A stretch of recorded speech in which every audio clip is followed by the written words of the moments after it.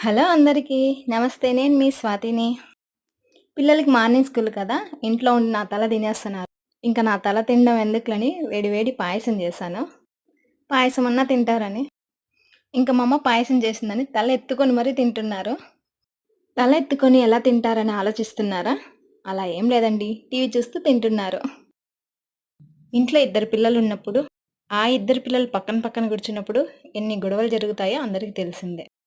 అందుకే ఒకరిని ఆ మూలకు, ఇంకొకరిని ఈ మూలకు కూర్చోబెట్టాను. వీళ్ళ గురించి చెప్పి పాయసం ఎలా చేసేది చెప్పడం మర్చిపోయాను. ముందుగా స్టవ్ ఆన్ చేసుకొని కళాయి పెట్టేసుకొని అందులో 2 టీ స్పూన్లు నెయ్యి వేశాను.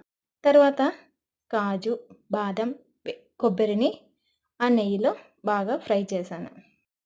అవి ఫ్రై అయ్యాక తీసి పక్కన పెట్టేసుకొని ఇందులో ఎండు ద్రాక్ష కూడా యాడ్ చేసుకోవచ్చు.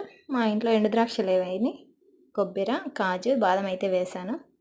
ఇవి బాగా వేగాక తీసి పక్కన పెట్టేసుకొని అందులోనే సేమియా వేసుకొని ఎంచుకున్నాను. అలాగే పక్కన స్టవ్ మీద దబరా అంటే ఏంటి అనుకుంటున్నారా? అదే చెరవ.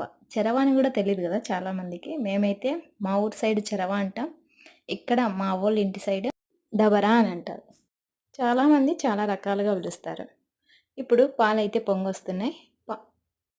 పాలు బాగా కాగాక అందులో వేయించిన సేమియాని వేసుకోవాలి. అలాగే ఇందులో 2 యాలకులు కూడా వేసుకుందాము. ఇంకా కొద్దిసేపు ఉడకనిచ్చి